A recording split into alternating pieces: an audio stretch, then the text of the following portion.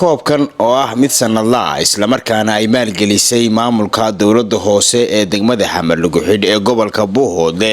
ayaa waxaa loo qabtay naadiyada heerka koowaad ee degmada waxaana si weyn u soo dhaweeyay dhalinyarada isboortiga deegaankaasi iyagoo u mahad celiyay gudoomiyaha degmada Maxamed Cabdisalaan oo ah nin dhalinyaro ah isla markaana mar walba garab taagan dhalinyarada isboortiga ugu horeyna waxa halkaasi ka hadlay qaar kamid ah dhalinyarada isboortiga galabta waxa lagu furay kooxda ka hayo City Star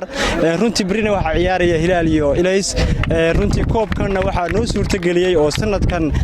madaxa u dhigtay inuu koobkan qabto maamulka degmada Xamarluguxidh ee gobolka Buuhoodle ee Somaliland oo ugu horeeyo maayar ku mar labaad iyo mar saddexaad waan uga mahad celinaynaa sida fiican ay uga qayb qaateen wasaaradda dhalinyarada iyo ciyaaraha Somaliland agaasimaha iyo wasiir ku-xigeenka iyo wasiirka waxaan u diraynaa fariintan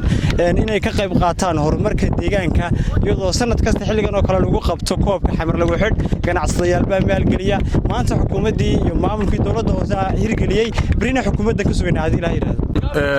galabta waxaan joognaa garoonka degmada Xamarluguxidh Kala Stadium waxa sida idin muuqata halkan ka bilaabanay galabta ciyaarta kubadda cagta horyaalka sanadlaha ah oo ay ka qayb galayaan kooxo hore u qayb gali jiray anagu waxaan ka tirsanahay kooxda ka FC waxaan doonaa koobkan ka qayb qaadano waxa sanadka koobka qabtay oo suurtageliyay ku dadaalay maamulka degmada Xamarluguxidh sidoo kale waxaan aad iyo aad ugu mahad celinaynaa wasaaradda dhalinyarada iyo ciyaaraha Jamhuuriyadda Somaliland iyo cid walba ka qayb qaadatay fariin waxaan ka rogtay wasaaradda dhalinyarada iyo ciyaaraha inay sanadaha dambe soo qayb qaadato halkan waa anigoo xogayihii degmada Xamarluguxidh ee Jamhuuriyadda Somaliland Xirsi Xasan Muuse marka koobkan oo sanadlaha maanta waxaanu suuro gelinay annagoo maamulka degmada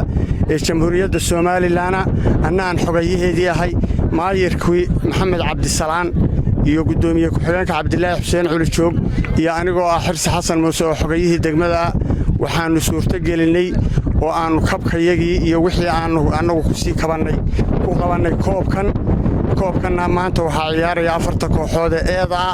insha Allah waad ogtiin dhalinyarada isboortigu waa ahmiyad weyn buu galiyaa dhanka nabadgelyada isdhexgalka bulshada waxyaabo badan tahriibto ay kaga maarmaan waxyaabo badan bay maaragtay koobkan wax ka taraya dhalinyarada waxay la ciyaaraan degmooyinka hareerahooda kuwaas oo ay guulo badan ka keeneen annaguna meeshii hankoodu joogay inaanu kor uga qaadaan rabnaa hadii ilahaydmo waxaanu tabaynaa qaybtii ay ku yeelan lahayd wasaaradda isboortiga ee Jamhuuriyadda Somaliland qaybtii ay ku yeelan lahayd waa tabaynaa ugu dambeyntii waxaa halkaasi ka hadlay gudoomiyaha degmada Xamarluguxidh Maxamed Cabdisalaan Cabdilaahi isagoo fariin u diray wasaaradda dhalinyarada iyo ciyaaraha Somaliland waxaan joognaa degmada Xamarluguxidh maanta waxaan furnay oo daafuray koobkii sanadlaha ah ee loo qaban jiray sanad kasta dhalinyarada degmada sanadkan oo aan qabanay anagoo ah maamulka degmada Xamarluguxidh waan ugu horeeyo gudoomiyaha koobkan waxaan rajaynayaa insha Allah inuu noogu dhamaado si habsami leh oo noogu qabsoomo waxaan ka codsanayaa wasaaradda dhalinyarada ciyaaraha Somaliland wasiirka Boosmire in sanadka dambe insha Allah ay naga soo qayb qaato wasaaradda koobka sanad kasta halkan waxaan ku qabanaa koob waxa ka qayb qaata dhalinyarada magaalada iyo dadyoga magaalada dhiga deegaanada la midka ah ama degmooyinka ama gobolada hal ahaadeen sanad kasta waxa laga furaa koobka waxa ka qayb qaata wasaaradda ka qayb qaata oo koobka kale qaban qaabisa inta weyn ka geysata waxaan rajaynayaa insha Allah inaan kuwa raaci doono insha Allah sanad Cabdi Casiis Aadan Jaamac warbaahinta qaranka Somaliland